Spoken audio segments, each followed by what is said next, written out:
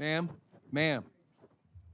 you're more than welcome to stay and participate, but like everybody else in the room, you must be recognized, and this is for these folks today. So if you want to make a statement and go from A to Z, please feel free to go out in the hall and do that. But we're on a very compressed schedule today, part of it trying to solve problems elsewhere in the country, for instance, and because we're on that, we're not going to be susceptible to disruption of what is a phenomenally tight schedule. We got to get it all done in one day. I don't mean to be insensitive. Thank you very much. Appreciate your help. And with that,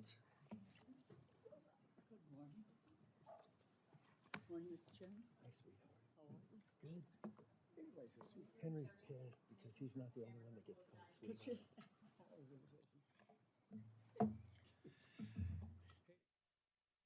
Here. Henry, did you steal the gavel? I call this meeting of the Homeland Security Subcommittee on Appropriations to order. And as we start, as I've just indicated to the young lady in the audience there, this is not ideal, but it is what we're dealing with. So this is our turn to take lemons and turn them into lemonade in terms of scheduling. We are doing all the ICE agencies today. The first panel with you three gentlemen is this morning, and the second one is this afternoon.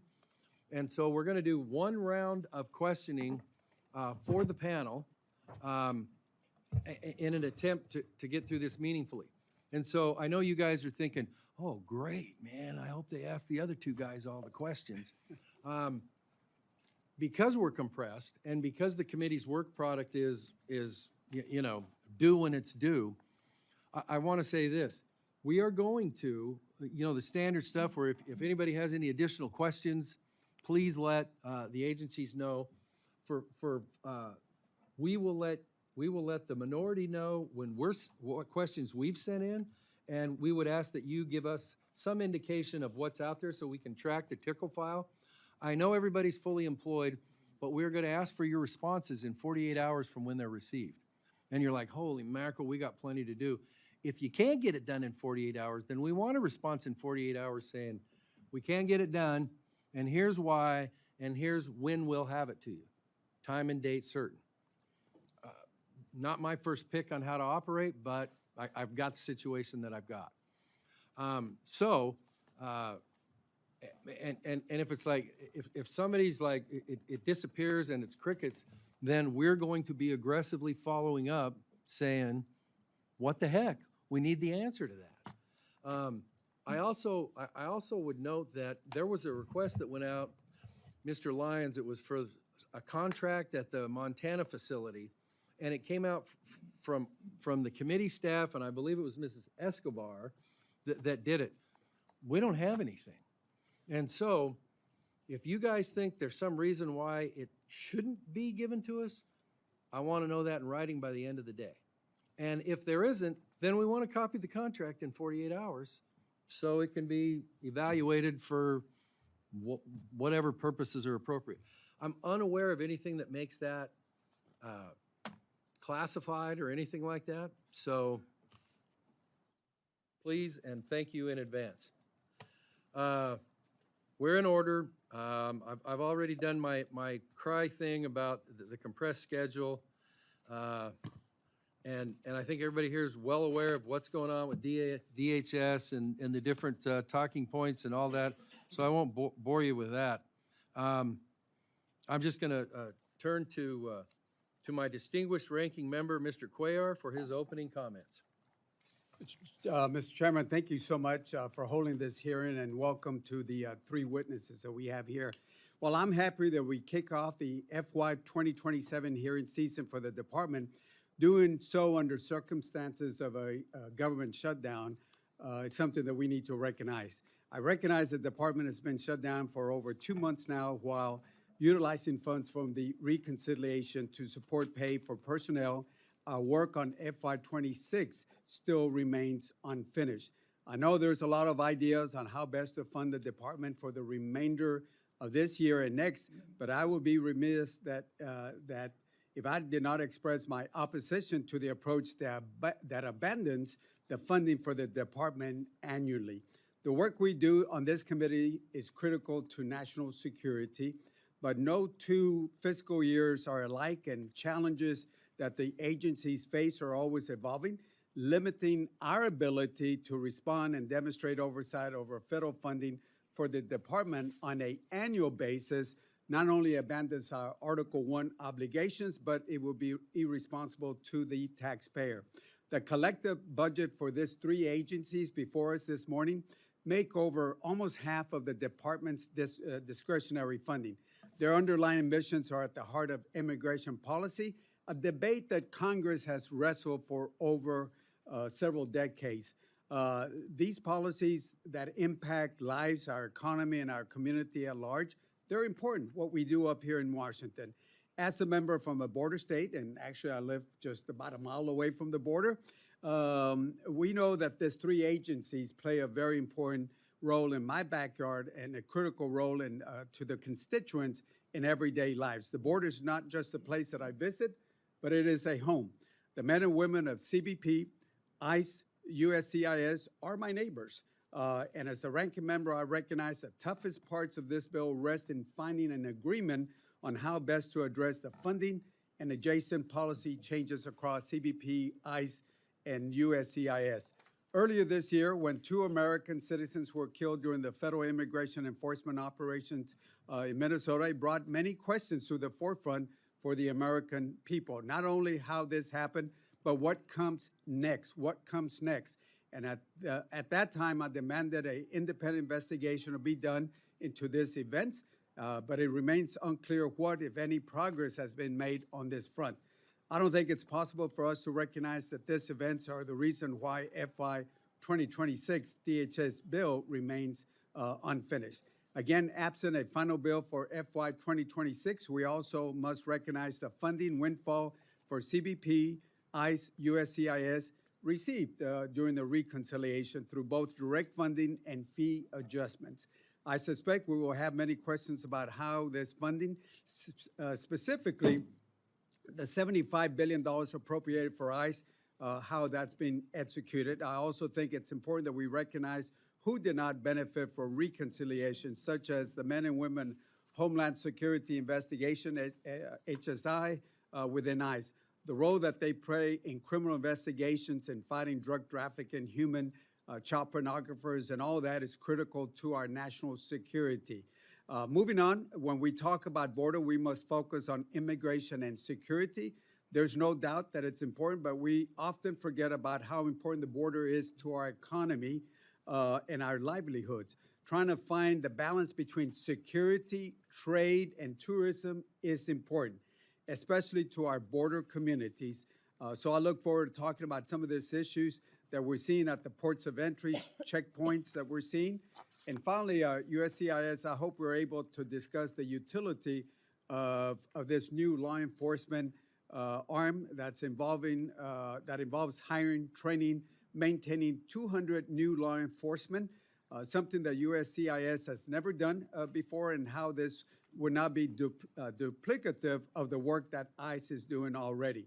There is a lot of things that we need to cover today. I want to thank the witnesses for being here. Look forward to, I think I've talked to most of y'all, and look forward to spending a little bit of time after this committee. So with that, I want to say to all the three witnesses, thank you, Mr. Chairman. Thank you so much for holding this meeting. Thank you to the gentleman from Texas. The gentlelady from Connecticut is recognized for her opening statement. Thank you very much, Mr. Chairman and Ranking Member Cuellar. And I want to welcome our witnesses this morning and thank you for being here. I want to begin by noting the absurdity of holding a hearing on funding for these agencies when Republican leadership has openly decided to pursue a partisan funding process outside of the Appropriations Committee.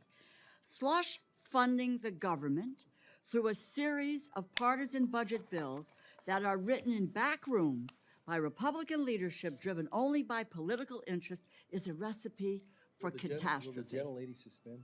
I will. We're getting mood music somewhere. Okay, the floor is yours again. Thank you, thank you.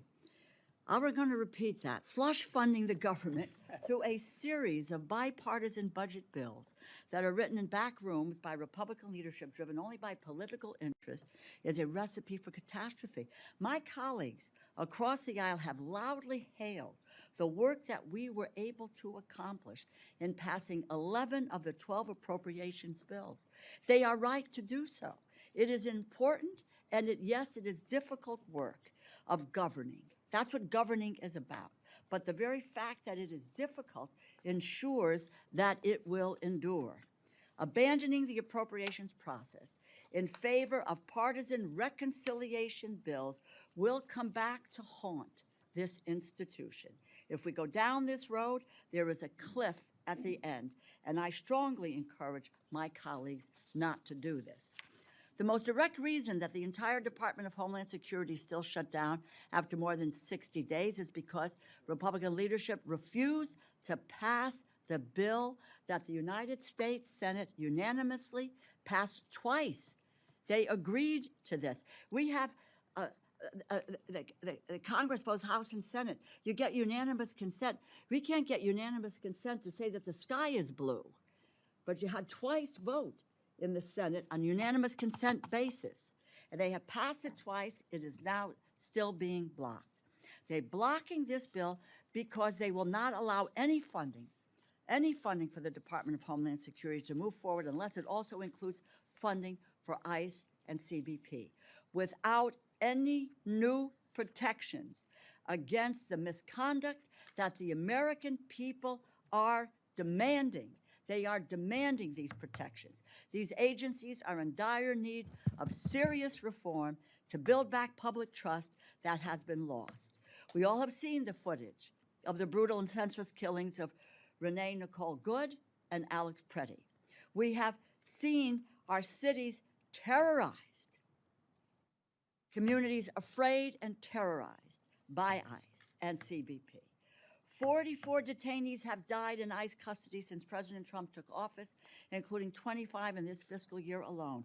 That is 20-year high for an agency that was only formed in 2003. In January of this year, ICE violated nearly 100 federal court orders, which the chief federal judge in the state of Minnesota estimated was more violations than some federal agencies have committed during their entire existence. Law enforcement in Minnesota is investigating 2 ICE officers for kidnapping, false imprisonment after they kicked in the door of an American citizen without a warrant, forced him outside at gunpoint, threw him in the back of their car, and then drove him around until they realized they had nothing to charge him with. ICE officers in Minnesota tear-gassed a family on their way home from a basketball game, which caused their 6-month-old daughter's heart to stop beating before she was rushed to the hospital. A detention officer in an ICE facility recently pleaded guilty to sexually abusing a detainee over the course of several months in 2025. There was an ongoing investigation into 2 immigration officers for potentially lying under oath after they shot a Venezuelan man in the leg. A Cuban man died by homicide due to excessive force at an ICE-run facility in El Paso. I could go on, but I trust I've made my point. It is abundantly clear that significant reforms are needed. I have been very clear on my own position. We need border security. I do not favor abolishing ICE, but significant reforms are needed. This is the United States of America. Officers should be required to get a warrant from a judge before they kick in someone's door. Agents should not be able to hide their faces and conceal their identities from the public to evade accountability for misconduct. American citizens should not be detained and deported. And when there are cases of misconduct, there should be mandatory independent investigations. I understand that reforming these agencies will be the product of lengthy negotiations. I understand that negotiating is hard work. I understand that it can be tempting to just give up, to try to go it alone. But I promise you, that is not a sustainable or responsible way to govern.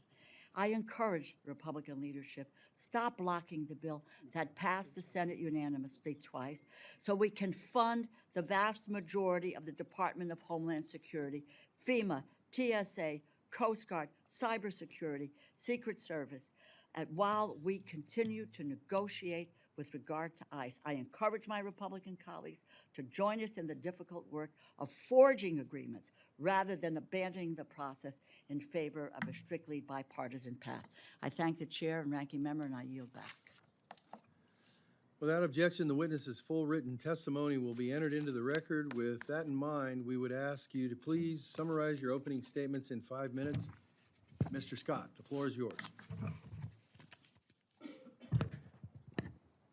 Chairman Amade, Ranking Member Cuellar, members of the committee, thank you very much for the opportunity to appear here before you today to discuss the President's fiscal year 2027 budget for U.S. Customs and Border Protection. As America's unified border agency, CBP is responsible for knowing and controlling everything and everyone that crosses our international borders. CBP serves Americans every day by keeping bad things and bad people out of our homeland and for protecting our international supply chains to empower our economy. I'm incredibly proud to represent more than 68,000 dedicated men and women of CBP who continue to perform this vital mission every day, even though they can't count on even being paid right now. It's bewildering to me that we are here today discussing a budget for 2027 when Congress has yet to enact a budget for 2026. 7 months into the fiscal year, CBP has been shut down more than we've been open.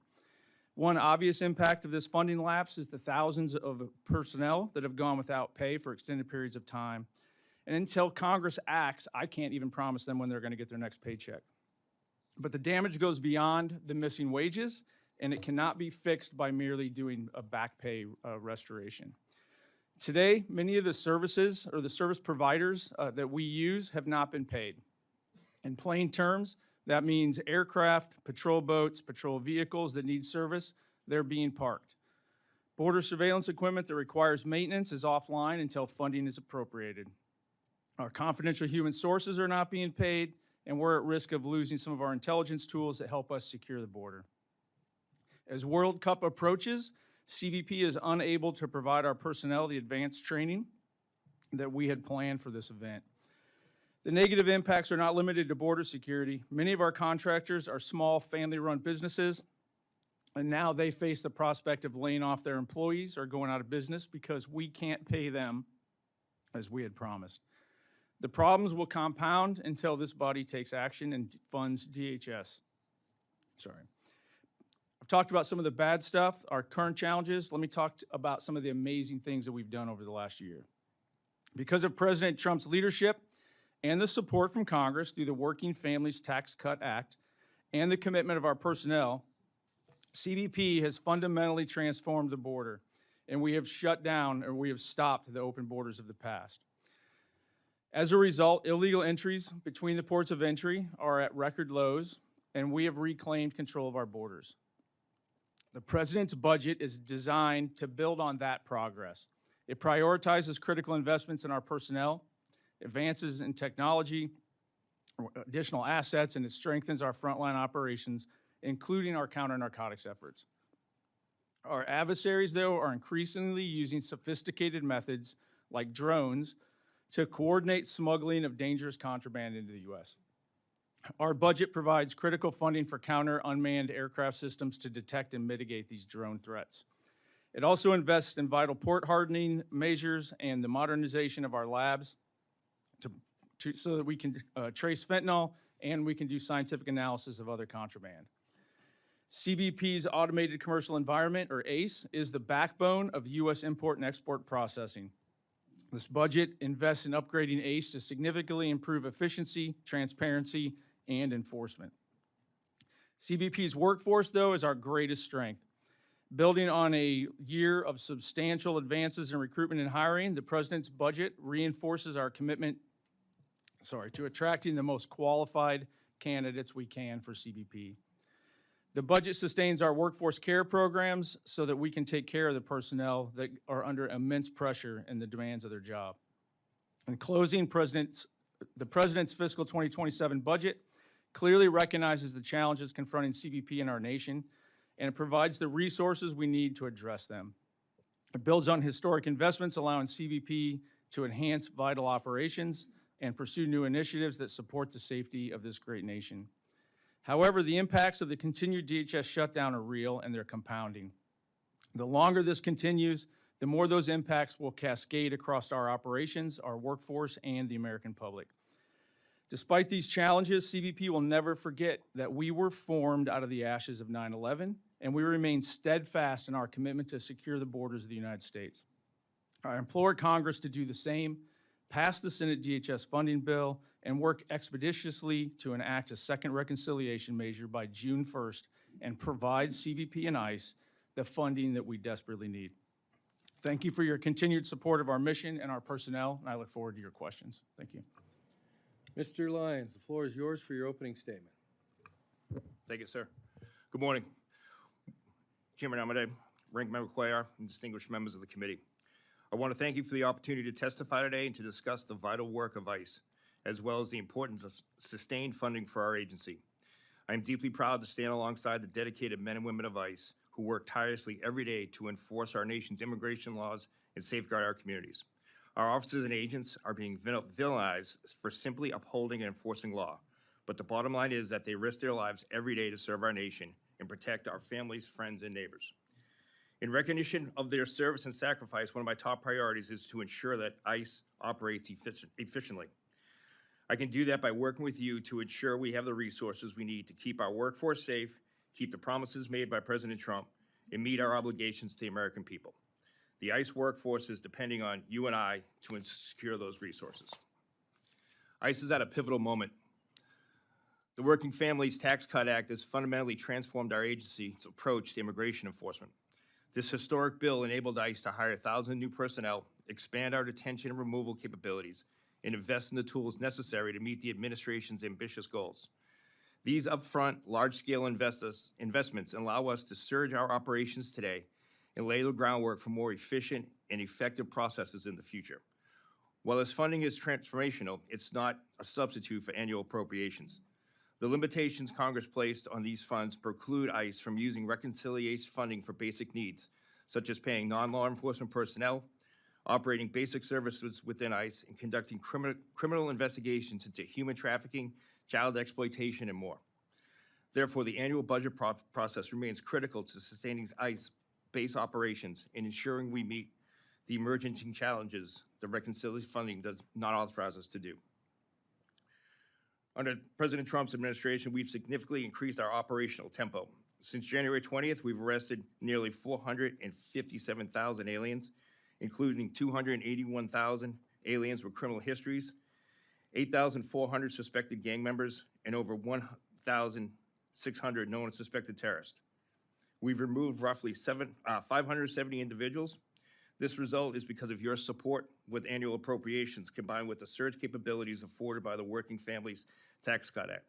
Therefore, to achieve the President's objectives, we request your support for the $5.4 billion for enforcement removal operations in the FY27 budget.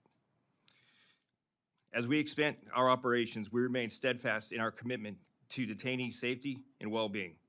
ICE ensures all individuals in our custody are housed in safe, secure, and humane conditions. Our Office of Professional Responsibility conducts regular compliance inspections and oversight to ensure that our facilities meet the highest standards and that we remain fully compliant with our legal and policy requirements. This oversight is funded through the annual appropriations process, not the big, beautiful bill. In FY25, Homeland Security Investigations has conducted more than 4,800 arrests related to child exploitation and rescued nearly 1,500 child victims from ongoing sexual abuse. They've also dismantled more than 2,400 human smuggling operations, including 3,100 convictions. The FY27 budget will provide $2.6 billion to continue HSI's critical investigations. Equally important is the training and professionalism of our workforce. Officer training is and always will be the utmost important to ICE. We have implemented rigorous training programs to focus on our use of force, de-escalation, and detainee care. Our officers and agents are well-trained, well-equipped, and deeply committed to carry out their duties with integrity and respect of the law. Our attorneys are also working around the clock to preserve the rule of law. In FY25, ICE attorneys represented DHS in more than 2 million removal hearings. They've managed more than 1,900 human rights violation cases and over 4,000 national security cases nationwide. The FY27 budget includes $8.7 million to address the workload administrative needs. ICE is also looking for $1.6 billion for our mission support staff. These dedicated professionals maintain our infrastructure, ensure our workforce has the support they need, and are stewards of all ICE resources. In closing, I'm sitting before you today asking for your support for our FY27 budget. The combined resources provided in the Working Family Tax Cut Act and our annual appropriations are essential to ensuring ICE is capable of executing its critical mission both now and the future. Again, thank you for allowing me this time to speak with you today. I look forward to your questions. Thank you, Mr. Edlow. The floor is yours for your opening statement. Thank you, Mr. Chairman. Chairman Amadei, Ranking Member Cuellar, and members of the subcommittee. Thank you for the opportunity to discuss the fiscal year 2027 budget request for U.S. Citizenship and Immigration Services. I am honored to represent the dedicated men and women of USCIS and appreciate your partnership as we work to protect American citizens, uphold the rule of law, and safeguard our homeland. Under President Trump's leadership, USCIS has made historic progress in restoring accountability and security to our legal immigration system. Excuse me. Over the past year, we have focused on combating fraud, ending exploitation of immigration programs, upholding the integrity of the naturalization process, and protecting American communities and workers. I'm thrilled to continue this work with Secretary Mullen at the helm of the department now. USCIS's fiscal health is strong. In fiscal year 2025, we collected $7.5 billion in fee revenue, exceeding forecasts, and our carryover balance is well above targeted levels. We continue to manage resources responsibly, ensuring uninterrupted operations and supporting mission-critical programs. A key component of these efforts is E-Verify, which helps employers nationwide confirm work eligibility and support national security. E-Verify has more than 1.4 million employers enrolled, and nearly 44 million cases were run through the system last year alone. In fiscal year 2025, it prevented fraudulent use of over 10,000 Social Security numbers and issued 25,000 not employed authorized confirmations. Employer satisfaction remains high, and we are requesting $113 million to maintain and enhance this essential system. We have also implemented the Working Families Tax Cut Act, signed into law by President Trump in July 2025. This legislation introduced new fees and provisions to strengthen the integrity of our legal immigration system. Through its implementation, USCIS has closed loopholes, limited improper fee waivers, and reinforced accountability. In closing, our commitment to integrity, security, and service remains unwavering. But I would be remiss if I did not mention that as the longest shutdown in history continues, USCIS strongly asked the House to pass the Senate DHS funding bill and work expeditiously to enact a second reconciliation measure by June 1st to provide sustained funding to our partners at ICE and CBP. We are dedicated to deterring and disrupting fraud, optimizing resources, and strictly adhering to immigration law. I thank the committee for its attention to our mission and for its ongoing support of USCIS. On a personal note, I want to thank Mr. Chairman, you, for your work and your support to the nation and to USCIS, and congratulate you on your upcoming retirement. I welcome your questions and look forward to continued collaboration. Thank you, Mr. Edlow. Let me translate that. You guys are happier than hell to see me in the rearview mirror. But at this point, I don't have any feelings or any pride left, so can't do anything to me, huh? I'm going to turn to Mr. Cuellar for his questioning initially, but I do want to put this little footnote in since I'm sure there are other people watching.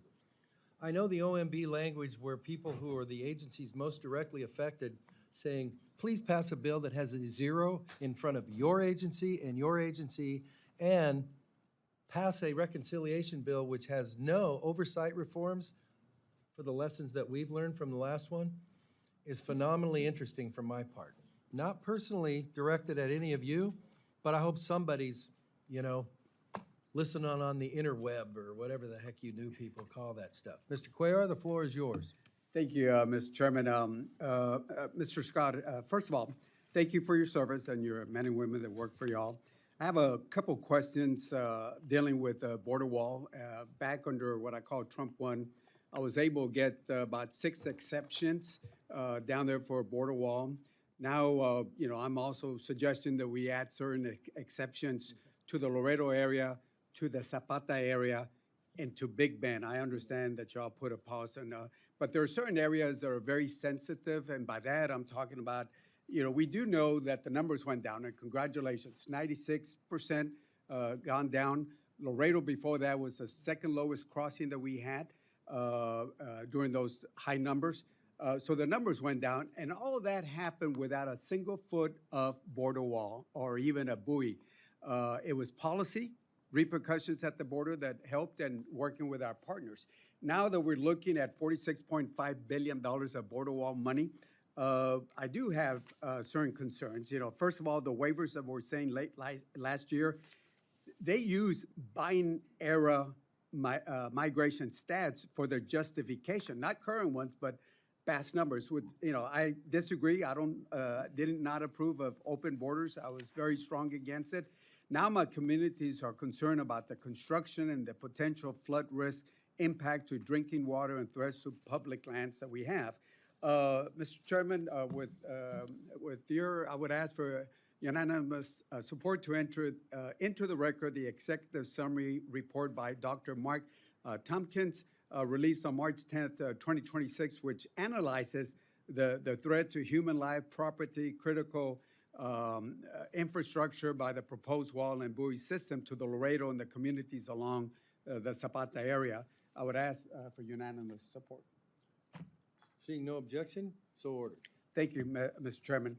So, a couple of things. One, I don't know if y'all have seen that report. I would ask if you can work with your partners, International Boundary Water Commission, the Army Corps, and get us a response to that. If you disagree that there is no threats to it, tell us why on that.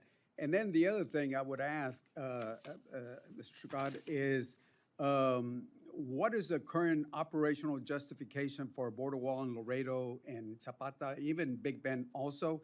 When Congress can see, and when can we expect to see an updated border security improvement plan? As you know, and there are other times we used to go on what you all wanted.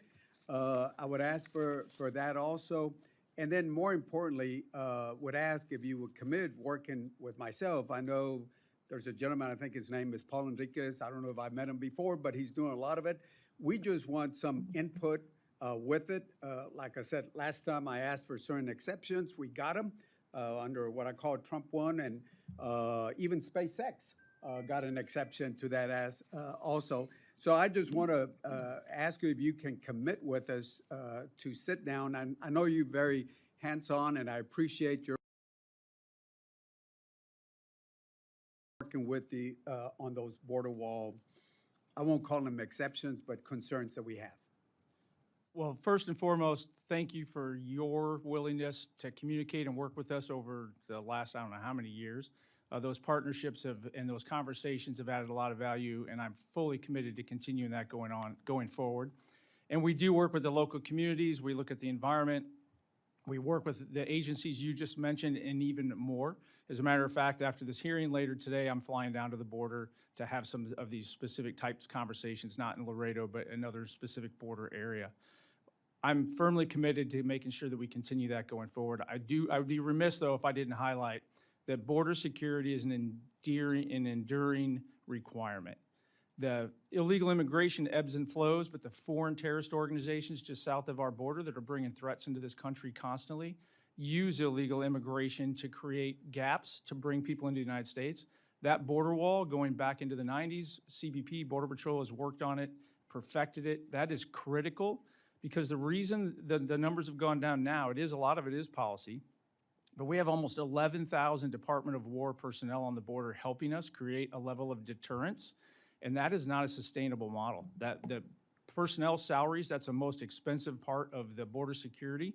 Building the border wall is actually an investment that saves American taxpayers money, but we're going to do it smartly, and I commit to having conversations with you and others on how we do that. Thank you.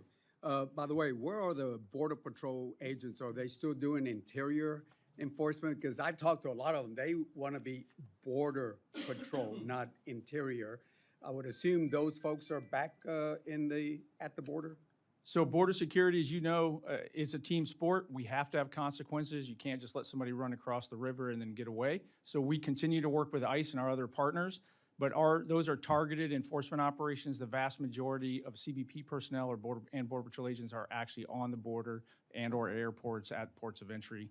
But we still do support ICE operations in targeted manner. Yes. And we'll talk about how many numbers are still away from the border at a later time. The other thing I have before I go to Mr. Lyons is the questions on checkpoints. I know, the checkpoint in Laredo, I know there's money there, and we're going to work on that. We did talk to your team. A couple of things I said, if they don't put enough commercial lanes there, that checkpoint would be the 4th largest port in the whole country. I know there's an expansion, there's money there. I want to work with you, but the only thing I ask, and you know this very well, you got to get the risk analysis, the equipment that are used at the ports of entry. Border Patrol has a different mindset, but the more we can do that, and we talk to your team, I would ask you to do that, because as we expand the World Trade Bridge from 8 lanes, commercial lanes, to 18 lanes, and Columbia from 8 to 16, we're the largest port of entry. 18,000 trailers. You can put all the trucks from El Paso down to Brownsville. They don't even match what they do in Laredo. We would ask you to just do this once in a generation checkpoint, and we'll follow up. I don't want to go. I just want to get your commitment that you'll work with us on that. You have my commitment, sir. All right, thank you. And I'm glad you got Ron with you also. He's a good one too. I like career people. Mr. Lyons, again, thank you for your men and women. I also don't believe in defunding ICE, but I think we need to have some reforms, and we talked about it yesterday. First of all, I want to thank you, Chairman. You and your staff and myself, we sat down with some of the ICE folks when we brought the South Texas builders, Mario Guerrero and the other folks that came in. We want to thank you because it looks like now, instead of focusing the work site right now in South Texas and other areas like Laredo, you're focusing on criminals and criminal elements. So I want to say that because that affected the housing situation in Laredo. So I want to start off with thank you so much. The other thing I want to bring up is what we talked about is, and I don't know what term to use. You don't like ICE warehouses, but I do have one that's coming up, or they're looking at San Antonio, and another one maybe in McAllen. What we need, I just need a commitment that you will work with us and the local community, because you got to have local community. In Laredo, we're building a $280 million immigration processing center, and the community has worked with us. But in other areas, San Antonio, the mayor, the county judge, everybody, the county commissioner are all up in arms. Same thing in McAllen. I need your commitment that you'll work with us to address those immigration. I won't call them ICE. Sure. I'll still call them ICE warehouses, but whatever term y'all might want to use. Yes, sir. No, yeah, you have my commitment. And first, let me just say thank you again for the partnership with the South Texas builders. Working with yourself and your office, that able to expand the HSI image program to ensure that builders and business owners are hiring the correct people, and also helping us identify criminal organizations has been huge for South Texas. In regards to the San Antonio facility, we did purchase one. It's actually not a detention center, it's a processing center. So it's only going to be hold up to 500 to 1,000 people, scalable. So it's not going to be a long-term detention center, it's going to be a processing center that'll just have processing stations, availability to have immigration court there, et cetera. We are working with local and state now. Unfortunately, a lot of the people that have been working with us, those elected officials and the buyers and sellers, they're also having threats, stalks. We've had several sites that have already been, offline because of arson and things like that. And in regards to Laredo, Secretary Mullins taking a direct approach and looking at all options. So You mean McAllen? I'm sorry, McAllen. Yeah. So we are Laredo, going. we're doing that processing center, and we're good. Right. We're good on that. Yeah, no, McAllen, so Secretary Mullins is looking over the whole detention plan, and he's going to make an informed decision on where he wants to move forward on locations. But we have purchased that one in San Antonio, yes, sir. Okay. Thank you. I know my time's over. I'll just ask one question, sir. Why, we've hired a whole bunch of ICE agents, HSI, Border Patrol over the years that I supported hiring more of those agents. Why do we need 200 agents specifically for your agency? What is it that ICE or other folks are telling you that you feel there's a need to create a new law enforcement part of it in your agency? Thank you, Mr. Cuellar. No one's telling us no, but with all due respect to my colleague, Mr. Lyons, HSI has a very large portfolio. What I'm trying to create here is a very narrow criminal investigation branch that is going to focus specifically on immigration fraud and entitlement fraud that falls within our purview. It is specific for criminal investigators. It's to build up that relationship with U.S. attorneys. We have, for the amount of immigration fraud that we have seen, that we have uncovered, that I know has been in the system for many, many years, there is a very small number, hardly any prosecutions we've ever seen. This is to really focus on that. It's very, very narrow. Follow up because we're concerned about training. We're concerned, we don't want the same thing, where we left some of the training. There's a lot of questions that we have, and my time's up, and I want to thank the chairman.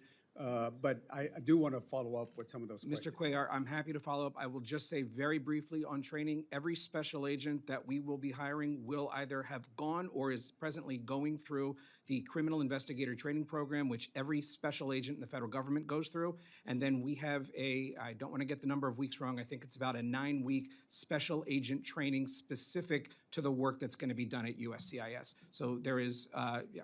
But I'm happy to follow up with you on that. We'll follow up. Thank you, three gentlemen. Thank you. Anything else, Mr. Cuellar? No, sir. Well, I do have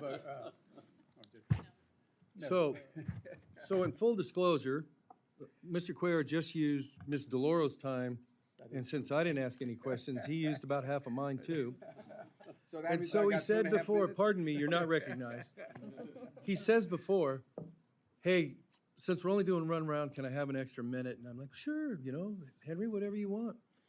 And so, because he's a leader, by the way, you guys need to work on the end of your testimony. Thank you again for pretending like you're sorry to see me go. We're only gonna do one round still, but everybody's gonna get 8 minutes for the round. Now, I know if I did that before Mr. Cuellar talked, that'd be a 20-minute deal. So, Sheriff, you're recognized for questions. Thank you, Mr. Chairman. I'll make this quick. First, I want to set the record straight. The reason we are here talking about the 26 budget is not because of the House of Representatives. We passed 12 appropriations. This body passed 12 appropriations. And then sent it to the Senate. The Senate was unable to do their job because we couldn't find 7 Democrats in the Senate that would vote to overcome the cloture rule of needing 60 votes in the Senate to pass a bill. That's why DHS is unfunded. Not because of this body. We passed a bipartisan bill across the House floor to fund you all and the men and women that work for you. And to protect this country, particularly looking at the upcoming year with FIFA, the American 250 celebrations are going to be going on. All of these events that you all are going to be responsible for protecting us from, along with Secret Service, TSA, Coast Guard, the whole DHS. So I want to make sure we understand that that's where the responsibility for this lies, is in the Senate. And I call on Senator Thune to jettison that 60-vote cloture rule and just take up our appropriations bill and vote it across with a simple majority. That's what we need to do. We need to quit playing this filibuster game that they play over there in the Senate. They could have passed what we passed here, which was a bipartisan appropriation bill. In fact, we passed it 4 times. Now, the idea that we're going to leverage public safety and defund ICE and ICE and CBP and TSA and others, so that we can negotiate on ICE policy and procedures is atrocious to me as a former law enforcement officer. Now, one thing that I am very happy about, Mr. Lyons, I know you all have gone full bore into the 287G program, and I want to make this point. 287G, which I ran when I had I not only had the police side of the organization, but I had the correction side. We had a great jail enforcement program under 287G. We safely took individuals off of our streets and handed them over to ICE for deportation in Jacksonville, Florida. It's a great program. So we didn't have to have ICE officers out in the community being confronted by not the illegal immigrants that they're going after, but by these paid provocateurs. I don't even call them protesters. They're paid provocateurs. They're going out there and causing all this disruption. 39 states you guys are in now. It's over 1,600 agencies that are working with you. And guess what? No violence problems in those areas. And so I want to make that point that this is a great program. In fact, one of your predecessors actually said it was the best thing since sliced bread. So my question is, I want to make sure that we have the funding that we need to continue ICE 287G processes. Can you talk a little bit about that? And what do you think you're going to need in 27? Well, sir, first off, I just want to say thank you for recognizing the 287G program, because like you said, it is a force multiplier, and we would much rather have individuals arrested, detained, taken into custody inside a safe, secure location with the help of our federal partners. And the jail enforcement model does exactly that. So for under appropriations with OB3 funding, we had approximately $1.1 billion for 287G. A lot of that does go for staffing, right? We're able to assist a lot of the smaller jurisdictions, smaller municipalities and sheriffs that have budget shortfalls in their area. We can provide them with overtime funding for new officers, as well as vehicles and equipment, which is a huge piece of that partnership, is the fact that since they are taking the steps to work with ICE and help us work in the community, that we're going to make sure that they're whole as well. So we've been able to do that. For the obligated for year to date, we're at $305 million now. So we are doing good for 287G. But one thing really sort of highlights the fact that we're up over 1,088% increased MOUs that have been signed with local jurisdictions. And if we've learned anything, it's that the cooperation with state and local agencies is a game changer. To your point, locations that don't have any protests or problems, it's because we have the local cooperation. We don't have to be on the street. They're out there in the jails. Absolutely, thank you. And I want to follow up on that with the idea of the detention facilities. I want to know what the mix is between facility and permanent structures that we're building and scalable, what I think is a scalable program that y'all have, which is accessing local jails and state prisons for these folks to house them instead of building big permanent structures, because we're not always going to have this problem. Eventually, we will deport the majority of the illegals, and we'll get back to normal needs. And so I think it's more important that we have something that's scalable versus building a big infrastructure that to take care of the millions and millions of illegals that we now have in the country. Once we've gotten rid of them, deported them,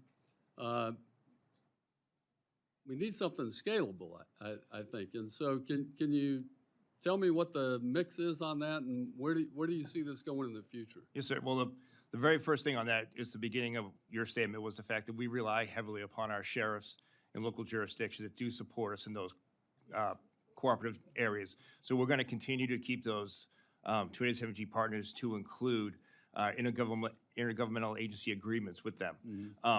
The reason for the larger scale of infrastructure for the detention was the fact that there are so many jurisdictions, like in New York and New Jersey, we don't have any partnerships. And it's not because local leadership doesn't want to engage with ICE, it's the fact that a lot of times by state law, they're not allowed to work with us. The new facilities that are being built are actually So scalable. these are sanctuary states? Yes, sir. So the new facilities that are being built are actually scalable. They're not Right. fixed. We have the ability to bring them down or bring them back up dependent on the action. But when I was here testifying last year, one of the commitments I had was to reduce the footprint when it came to the amount of exorbitant contracts that we have out there right now with a lot of our private facilities. And what we're looking for is a more sensible approach when it comes to being self-sufficient and being able to control our own standards within that, but control the price point. And unfortunately, a lot of the smaller sheriffs, I'm sure someone told you, to come up to ICE standard, it's just too expensive for them to retrofit their facilities that were Right. built in the 80s and 90s. So through the larger program, we're going to be able to scale those down based on what the actual needs are. Okay, and those dollars are, the reconciliation dollars, are they being used for this program as well? We use the reconciliation OB3 funding for the Right. initial front load startup, but then for what we're asking for in FY27 is be funded for 41,500 beds, and that we'll be able to scale up and down with the detention facilities. Okay. And we're keeping up with ADP, average daily population needs now? Yes, sir. So we're actually in a surplus right now because our partners at the Department of State have been really helpful with us on expediting removals, especially when it comes to recalcitrant countries where we have problems with travel documents. So our removal process and our increase in our removal proceedings have led to that no longer having a shortfall in beds, but having a stockpile. Thank you. And if I could, very briefly, Mr. Edlow, USCIS, back in October, we had delays in getting H-2A workers into the country. And we had crops that were literally being turned under in the field because we didn't have people to pick them. And I know that was a labor backup because of the shutdown, and then that backed you up. And have we resolved that now, the backlog? Congressman, excuse me, I'm not aware of any backlog at USCIS with regard to H-2A. My understanding is processing time remains around 5 to 7 days. Once we get the information from labor and the application is filed with us, we turn it around within 5 to 7 days. If you're hearing something else, please let me know, and we'd love to work with you on it. Okay, thank you. I'll get with you. With that, Mr. Chairman, I yield back. The gentlelady from Texas, Ms. Escobar, the floor is yours. Thank you, Mr. Chairman. Thank you, Ranking Member, and thanks to our witnesses for being here today. Before I get into my questions, I would be remiss if I didn't say that I am very glad that Kristi Noem, Corey Lewandowski, and Greg Bovino are no longer a part of the Department of Homeland Security. The way that they engaged in our communities has been an abomination, and it is my hope that the wreckage which they created, which is immeasurable, can be addressed and that we can go forward in a different way. So I had to get that off my chest. Mr. Scott, I've asked for a meeting with you, and I know this is a tough week, but I really would appreciate a one-on-one meeting with you, my team, your team. Can we make that happen in the next week or so? Yes, ma'am, within this next week. I'll be out of town after this meeting until Tuesday, but I'll Okay. get with you. Yes, And we're happy to work with you. Just would really appreciate the opportunity to sit down with you. of course. Thank you. Acting Director Lyons, I want to thank you for the time that you gave me and my team yesterday. I think it was a productive and fruitful conversation. And much of what we talked about is Camp East, Montana. It is the largest immigration detention facility in the country. It is privately run. It's $1.24 billion. And I have been sounding the alarm about that facility and that contractor for some time now. I am glad that Acquisition Logistics will no longer be the contractor going forward. We are hoping to continue our oversight, our work on oversight as the new contractor situates itself. And to the chairman's point, thank you for committing to get us the contract with Acquisition Logistics. I'd like it if the chair, the ranking member, and I could have the contract, the new contract with Amentum, please. Yes, ma'am, 100%. Okay. And yeah, we're committed to making sure that we get you that. That contract will be fully in place by April 17th. Okay. Fully funded, staffed. But just to the original statement of work, we inherited that from the Department of War. And unfortunately, under the FAR Act Part 2, they had listed proprietary information. So I just would refer any questions on the original contract back to the Department of War. Was the reason for the delay on the original. If I might, if you want to redact it, we're not going to the Pentagon to get answers about ICE stuff. We'll take care of that for you. Okay. Yes, sir. Thank you. Yep. Thank you, Chairman. Will there be, I'm assuming there will not be a similar issue with the Amentum contract? No, ma'am. Okay, and we can get that in a timely manner? Yes, ma'am. Okay, thank you. And we have started to receive the answers to our letters from last fall and earlier this year. So I appreciate that we're starting to get those answers.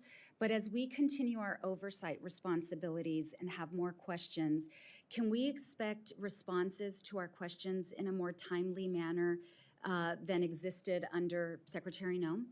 Yes, ma'am. It was, and I think yesterday as we talked, I think my team was actually sending over responses in real time. So we have increased our legislative affair staff, and we are expediting, answering, and getting those all back in a more timely fashion. So you do have the commitment that you'll receive those answers. Okay, I appreciate that. And as I mentioned, both on the phone, in my letters to members of this committee, to the chairman, to the ranking member, the issues at Camp East, Montana have been horrific. And frequently, staff on the ground is very dismissive when I raise those issues directly with them. And we have an obligation to treat people in a humane manner and to make sure that we are living up to federal standards. And the challenges with Camp East, Montana have been laid out by our own federal oversight agencies. So I am not the only one who has seen these issues and who has sounded the alarm. But we now have in my community another set of ICE facilities that are going up. The Department of Homeland Security has purchased 3 warehouses in the city of Socorro, Texas, a population of 36,000 people. Those 3 warehouses are going to house 8,500 human beings. Those structures are meant to hold goods. Those structures are meant to hold things, not people. And the city of Socorro their city council has passed a moratorium on any DHS facilities. They do not have the water infrastructure, the wastewater infrastructure, the emergency services infrastructure. They don't have enough for their own community. But now to have facilities, potentially have facilities for 8,600 human beings and staff, they are very alarmed.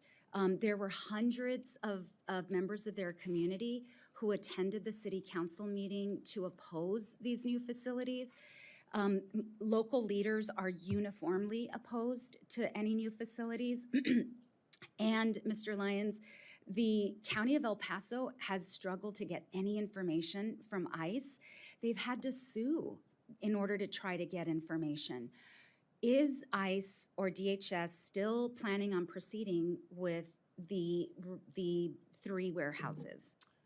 Well, ma'am, Secretary Mullen is, like I said in my statement before, he is looking at our whole detention plan. We're making decisions based on if we're going to move forward with those locations. But what I can tell you is, and hopefully when we do go on our trip down to Camp East, to take the opportunity to show you exactly what those facilities will be. I know I've said I don't like when people use the term warehouse, but it's, once you see what the layout will be, it's not going to be any type of cages, any of that. It's actually to be retrofitted to become a detention facility, one that will actually be proud of, one that would actually have standards held in a humane way. So I welcome the chance when we go down there to show you exactly what we actually plan to do. Mr. Lyons, I am going to urge you to reconsider. The community is uniformly opposed to this. As I mentioned, a city of 36,000 people does not have the infrastructure for a facility of the magnitude that DHS is wanting to build. And there has been zero community consultation, zero community involvement, community engagement. Before there's any forward movement, would you commit to meeting with local leaders to hear directly from them? Yes, ma'am. And Secretary Malone's committed to ensuring that we have not only interaction with yourself and other members of this committee, but local leadership on the ground, state, local, municipality level, to have that community engagement, to have those discussions. I appreciate that. I'm eager to see that happen. One last question. There have been multiple deaths at Camp East, Montana. One of those deaths, Geraldo Lunas Campos, died in ICE custody on January 3rd of this year. The El Paso County Medical Examiner determined that was a homicide. I've read the details of the report. It's pretty horrific. What is the status of that investigation? So, ma'am, once we had that information provided to us, we went ahead and referred that case. That case now is with the FBI. So I can't speak to an active investigation, but the FBI is investigating that. Okay, so it's no longer at OPR. It's with the FBI, ma'am. Yes, ma'am. Okay, and I hope that you will evaluate the fact as you are thinking through these facilities and how they are privately run, that the staff on site lied initially about the accounts of that, and there really needs to be. I'd like to engage in a conversation with you about that. Yes, ma'am.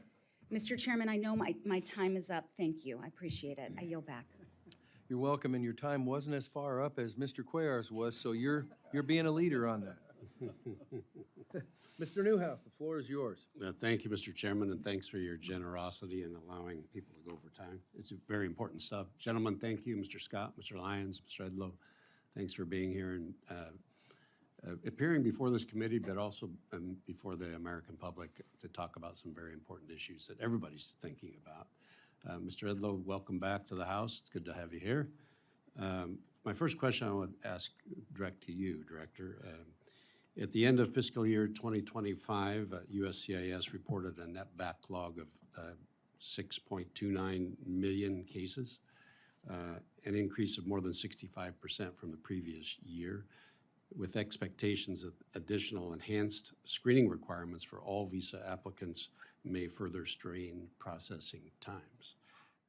This is a concern, particularly as it relates to our American farmers and businesses that rely on foreign workers to work during peak seasons to fill their labor needs. So a couple questions there, if I may. What assessments did DHS make before implementing these policies about the likely impact on visa processing times and seasonal labor flows? Could you describe what resources USCIS is allocating to address this potential backlog and ensure timely processing of visa applications? And then on top of that, do you have plans to review and utilize authorities available to your agency to streamline visa processing, such as waiving in-person interviews for returning workers? Could you briefly touch on what you've done to date to help expedite visa processing? Certainly, Mr. Newhouse, and thank you so much. When I got back to USCIS this time around, the asylum backlog, if I may, was 1.5 million cases. When I had left in 2020 at the end of Trump 1, I thought we had a bad backlog at about 400,000 cases. So the increase on the backlog over the time that the Biden administration is something that we are still trying to deal with, but also trying to address understanding who these individuals were and kind of making sure that we have all that done. We are utilizing new screening and vetting through technology. We're working on some AI tools as well as other things in order to better streamline the screening and vetting. I will say, with the asylum backlog, I know it's not exactly what you asked, but with the asylum backlog, while it was 1.5 when I got here, it is now 1.4. So we have actually made some progress in the right last year. direction. It's a little, but as far as the workers, especially the farm workers, as I said to Mr. Rutherford, I am not tracking a backlog in that group at all. In fact, we are processing H-2A visas within a 5 to 7 day window from the time that the application is filed. And as I said, if you're hearing something else, please let me know so that we can address that. But ultimately, my charge here is to make sure that we are not cutting corners, that we are taking the adjudication seriously and not getting, I've made it very clear. I believe there was a get to yes policy before, run to the bottom. My policy is not get to yes, it's not get to no. It's get to the right decision with all of the facts that we have in front of us. And so we are absolutely taking into consideration the needs of those that are petitioning, as well as the general economic needs of what you're describing. But at the end of the day, screening and vetting will be the primary focus of what we're doing. I don't see that as incompatible with getting these applications done timely. I agree, application times, processing times on certain applications have gone up over the last fiscal year. What I would say, and I've been saying it a lot recently, is I consider this to be short-term pain, which is going to really lead to long-term gain in the fair and proper processing of immigration. No, I appreciate that. We're not asking you to cut corners, and I do look forward to working with your office, as we have heard of some instances where there's been what seem to be unduly delays. Let's discuss it after this. I'm happy to talk to you about it. Thank you, thank you.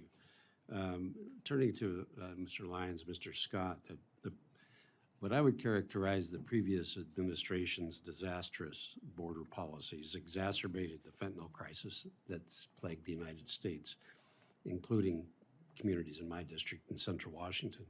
We know that the agencies at the Department of Homeland Security, including CBP and ICE and the Coast Guard, have played a critical role in seizing illicit fentanyl and cracking down on drug trafficking organizations. So Commissioner Scott and Director Lyons, or Acting Director Lyons to be precise, your respective testimonies highlighted that CBP seized, I believe it was 721,000 pounds of illicit drugs. I seized nearly 1 million pounds of fentanyl and precursor chemicals in the last year. This is just phenomenal work, and I applaud you. I stand ready to work with you to help your agency to continue this kind of successful effort. So, but the question I have, could you briefly speak further to how your budget request will enhance initiatives to keep our communities safe from fentanyl and other illicit drugs? I'll go first. Yeah, I'll touch on it real quickly. Part of that, the actual weight is almost irrelevant. We're talking about keeping it off the streets. So it shouldn't be the higher the number, the more success. What we're looking at is improving our inspections, and we have. The reduction in illegal immigration has resulted in tens of thousands, probably hundreds of thousands by now, of increased hours of enforcement time.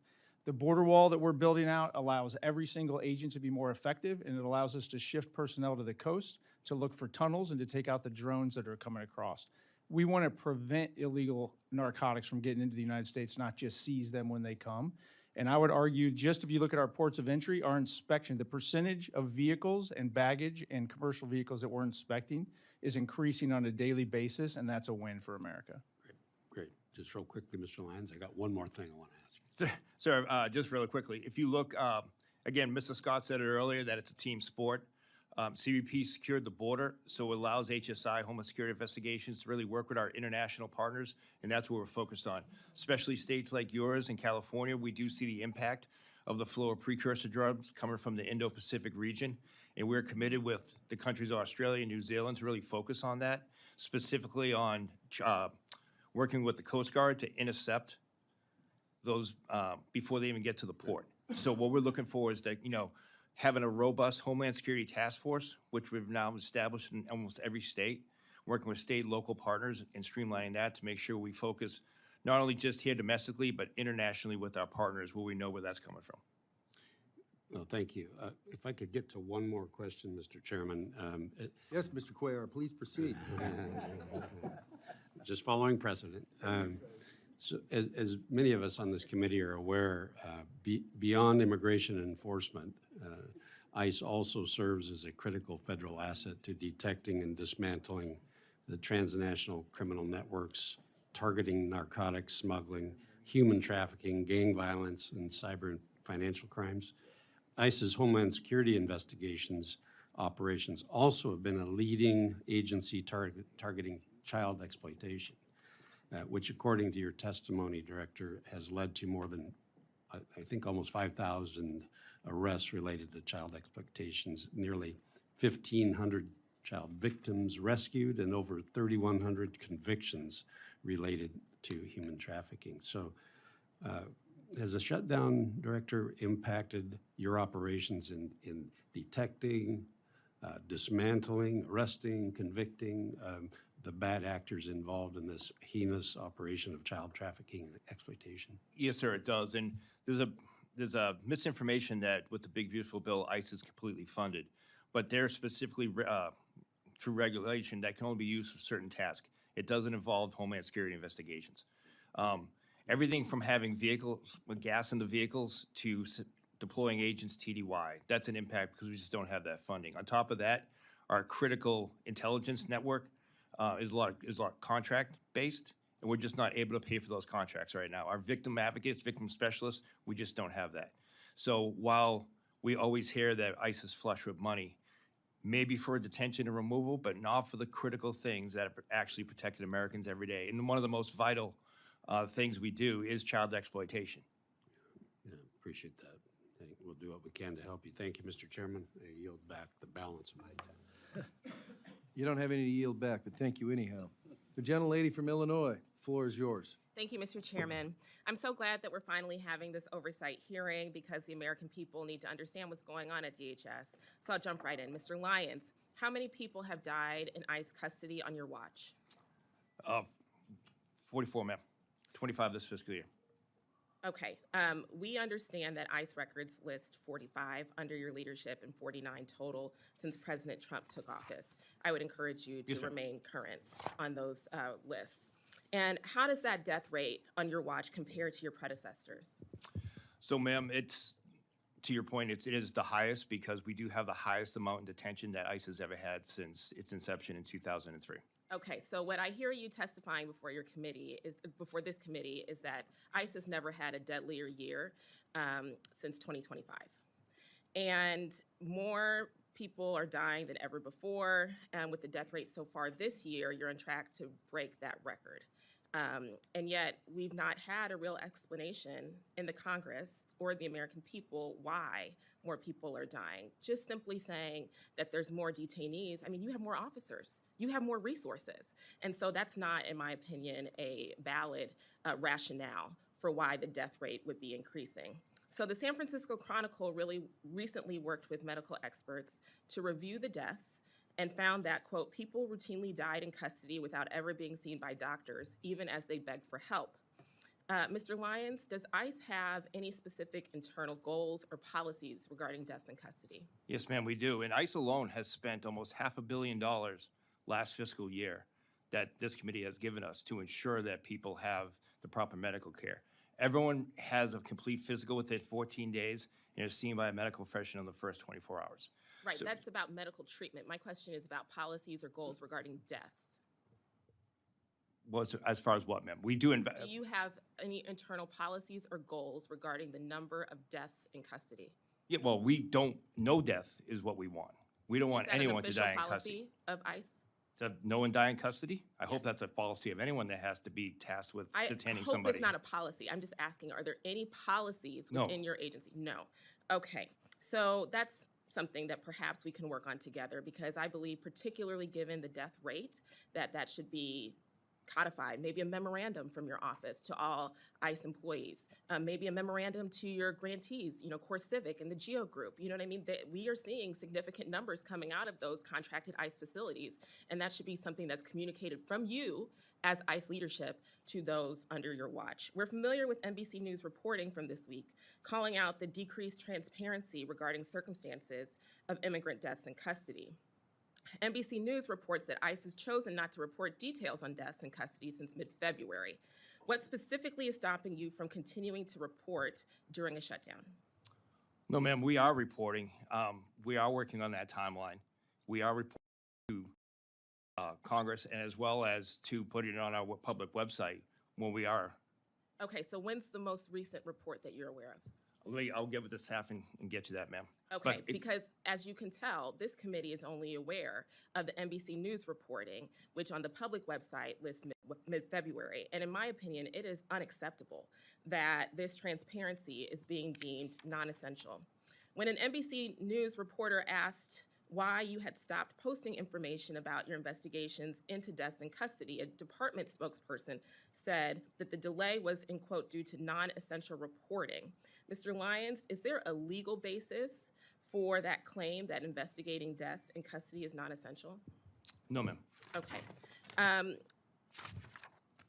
Let's work together to change that and to update that public reporting as soon as possible, perhaps by the end of the week. Yes, ma'am. Excellent. Now, one man died when his HIV was left untreated for months. Another man died after detention staff saw him have seizures, yet waited over an hour to call an ambulance. Mr. Chairman, I ask unanimous consent to enter into the record the San Francisco Chronicle article titled, "In ICE Custody, Medical Delays Drive Record Deaths." Thank you. Thank you. We understand that under the Trump administration, detention watchdog agencies have been gutted. How many staff are employed at ICE's Office of Detention Oversight? I can get you that specific number, ma'am. One thing that we have increased, though, is we have gone back to increasing we have for our detention standards. So if I can go back to. Mr. Acting Lyons. Director, yes. We are familiar with the detention standards. Those have been widely publicized. What is not publicized is what's going on at the watchdog agencies who are in charge of enforcing said standards. And listen, if the office exists on paper and there are no staff, well, then we know that that accountability is not being provided to the officers. And so please do get back that information, and our office would be delighted to offer the American people that transparency. Yes, ma'am. Okay, so perhaps you might just want to put out a press release with that information. Okay, so the San Francisco Chronicle's analysis confirms what we've witnessed firsthand on my oversight visits. A few months ago, I went to the Miami Correctional Facility in Bunker Hill, Indiana, where I met individuals who told me it took months to receive medication refills, including life-threatening illnesses like diabetes. Others reported being left unattended with infected boils and other really serious conditions. Mr. Lyons, these are things that we saw with our own eyes. And as a nurse, I know what medical negligence looks like. I was devastated, but I wasn't surprised when I learned that a detainee at that facility died shortly after my visit. And ICE is not the only DHS agency with chilling disregard for human life. So, Mr. Scott, your Border Patrol agents abandoned a nearly blind refugee alone on the street in the middle of winter in upstate New York, and a medical examiner ruled his death a homicide. Mr. Scott, has CBP or Border Patrol launched any internal investigation of the actions of these Border Patrol officers implicated in this homicide? I'm aware of that incident. The facts are a little bit in dispute, but yes, that is being investigated, I believe, by OPR, and I believe OIG, but I'll have to get back to you on the OIG piece. So the OIG is the department I believe of so. okay, but nothing internally within CBP. No, that's OPR, I'm sorry. Office of Okay. Professional Responsibilities is CBP. They will always do the administrative procedural investigation piece, but anything criminal goes to OIG or Which to a FBI. homicide would be criminal. Correct. Okay. But the FBI is not involved, as Mr. Lyons testified, with respect to their alleged homicide. So for I this can't- case, I can't I'm state on what confirming. what he testified to. I'm just telling you that internally it's OPR. Yes. And in this case, I believe it's OIG, but I'm not going to testify on behalf of OIG, No, so no, I'll no, have no. to get back with you. Okay, but you're saying that, to your knowledge, the FBI is not involved in the CBP? In this specific case, I do not Okay. believe that. Excellent. Well, At the end of the day, it is clear that the American people, American citizens, are not safe from your agents. During Operation Midway Blitz, which happened in my home state of Illinois, CBP deployed specialized tactical units called BORTAC and BORSTAR into residential areas in Illinois. These units are equipped for military-style counterterrorism operations. They're untrained and totally unfit for civilian law enforcement in densely populated areas with families, schools, and churches. And your agents use tear gas, pepper balls, tasers, and physical force against civilians, including protesters, journalists, and clergy. Dozens of people, including U.S. citizens like Renee Good and Alex Preddy, have been shot or killed by ICE and Border Patrol agents since you both took office.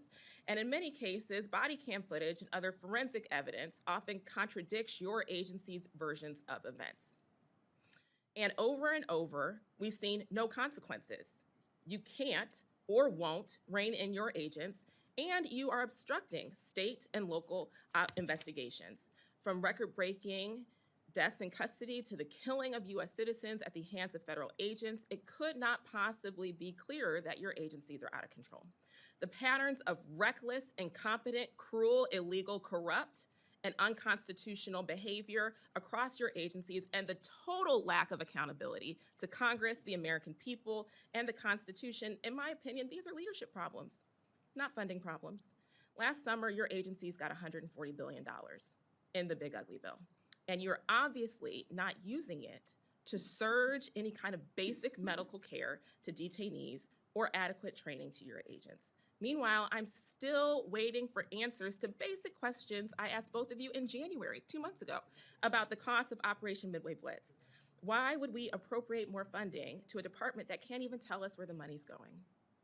Now, you're here with your handout, asking the American taxpayers for even more money. Enough is enough. This committee cannot keep bankrolling these atrocities, not another penny. And I yield back. Mr. Guest, the floor is yours. Thank you, Mr. Chairman. To our witnesses, thank you for being here.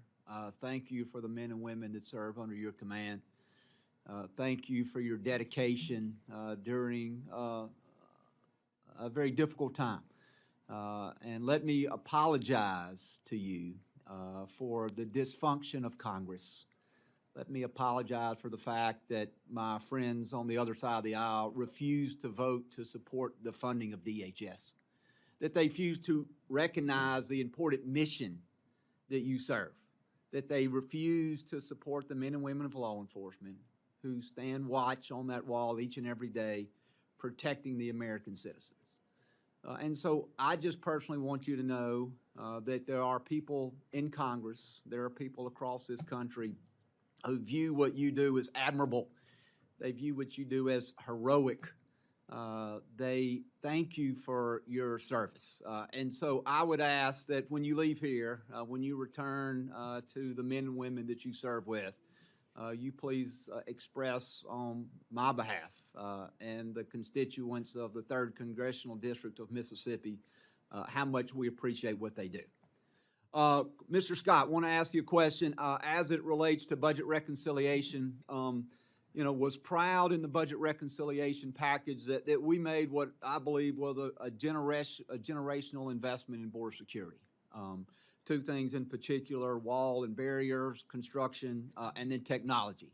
Those are areas that I think will continue to pay dividends long after those monies are expended and long after we are no longer in Congress. And so I just want to talk to you very briefly about where we are on the rollout of some of those. First, as it relates to barrier wall construction, can you talk a little bit about the progress that your agency has made, knowing that there are, I'm going to have to say, challenges at times, sometimes court challenges, sometimes environmental challenges. Can you kind of walk me through and walk the committee through where we are as it relates to wall and barrier construction? Yes, sir. Thank you for that question. I'm going to say something that you rarely hear in these hearings or anywhere in the federal government. And as far as the border wall construction goes, we're ahead of schedule and we're below budget. Amen. We're doing a great job. And I'll just give you yielding back. Next question. I'll give you today's numbers. We're at about almost 50 miles of new construction of primary border wall. about 5.5 of buoy barrier, and we're at about 13.2 of secondary barrier. But the important thing there, the big difference is we put a team together that had done this before. So a lot of the issues that we dealt with during Trump 45, land acquisition, different challenges, we know how to get past those now. The team is basically a high-speed, low-drag team, and it's not just CBP. It's working with Department of War, it's working with Department of Justice, and we're doing a lot of good. Every foot of that border wall system, and it's a smart wall, it's not just a barrier. I think a lot of people miss. That has technology built into it, so we know when somebody approaches it, it maximizes the use of our most valuable resources, which is our agents and our personnel. And want to talk a little bit about the technology and the fact that it's not necessarily just completely a physical barrier. You know, one of the things that there was money in the reconciliation bill was for towers. Towers equipped to help detect individuals approaching the border. And part of the provision that we as Congress placed in that was we wanted those systems to be autonomous, to be able to maximize the resources that you have, to be able to alert someone who could then serve as a force multiplier. So you wouldn't have an agent sitting there looking at a screen all day, that we could use the technology that exists and is being rolled out to make that more efficient. And so I think there was about $1.2 billion, if I'm not mistaken, that we put in there for the tower system. And so my question as it relates to the tower system is, one, can you talk a little bit about the testing and the vetting process for potential vendors of this? And then second, can you also give me a little bit of information, if you have it, about when we would expect the majority of those funds to be put to contract? Sure. So the autonomy piece, it goes beyond the towers. So we're building that into the ports of entry, into the scans, but we're leveraging AI. And thank you for writing it into the bill, but we are doing it anyway because it's the right thing to do. So the towers themselves, a little bit like the border wall, competition is actually driving dramatic improvements in the capabilities, and it's driving the cost point down. Trump 45, we had one vendor. We have four vendors now that have passed the autonomy test. They've provided us equipment. We've used the agents. We articulated specific requirements to be able to identify something, a movement, to continue to track it. And when I say that early in my career, I thought it was great when somebody could call and explain to me on a radio. But what I mean now is that's going to a device that the agents have with them in the field in real time. If an agent wants to take over that tower, they can, but those are the requirements we built in. We're already fielding some of those. We're going through a second testing just in about a month or two that makes double check every one of those towers or those companies can integrate into what we call a COP, but basically they can integrate into a system that it doesn't matter which tower it is, it goes to that phone, if you will, the ATAC, so that the agents can see it better. I'll get back with you on the actual rollout of the timing because we're rolling it out in 3 different phases. And honestly, right now, it's not about signing the contract. It's about making sure that the vendors can buy and get the equipment that they need to build the towers. And last question, Mr. Scott, as it relates to the testing of these systems, is that something that your agents are there as part of that testing process? Because what I want to make sure is whatever contract that you ultimately decide to enter into, that it is something that is user-friendly to your agents, that we are providing them the information that they need. Often I've seen, I won't say often, occasionally I've seen systems that aren't really operable, and not in your agency particularly, but not really optimal to what is needed by the men and women, the boots on the ground. It's the system that's been provided to them, and then they are forced to use that system. But what I want to make sure, and since we are making what I consider to be a generational, hopefully once-in-a-lifetime investment, that the system that ultimately is chosen is a system that your agents want, that it meets their needs, and that we are designing the system, if you will, around them instead of telling them to perform their work around the system. Sure. So the short answer is yes. I think you already know this, but I'd highlight, I get it. I spent 30 years as a Border Patrol agent. I suffered through some of that. The tech sheet that the vendors gave us said it was the answer to world hunger, and when we deployed it to the field, it was a joke. We're leveraging those lessons, and again, it's a lot of the same team from Trump 45 that helped like build out some of these concepts or looking at it now, but we have third-party validators, and more importantly, we have agents. We're testing this stuff out in the field, getting immediate feedback, and that is built into the test process. I refuse to deploy anything to the field that doesn't help our agents, let alone waste taxpayer money doing it. Well, thank you. And I'll close with this quote as it relates to working with vendors to provide what they say. Quote from my favorite president of Ronald Reagan, trust but verify. With that, I yield back. Mr. Ciscomani, the floor is yours. Thank you, Mr. Chairman, and thank you all for being here. You know, when you sit this far down the table and the chairman is as generous as he's been with the time for everyone, it's one of those cases that everything has been said, but not everybody has said it, right? So some of my questions may seem a little repetitive, but I do want to dig into a little more on some of these issues. I'm from Arizona 6th District. This is in the southeastern corner of the state. This is a border district. This has been a big issue for us from my first term here, and I want to just looking at where we were 3 years ago to today. It's an amazing progress that we've made in this area. So I want to commend not only the three of you for that work, but all the men and women in your department that have done that, and you've made tremendous strides, and even along the way in adapting to the different demands that this approach has brought to all the people involved. The order is tall in terms of having to not even sure that we could ever undo what the Biden administration did in terms of an open border policy, but really trying to rescue our nation from what happened in those 4 years and trying to find people that should be deported from this country that are committing crimes here in the United States.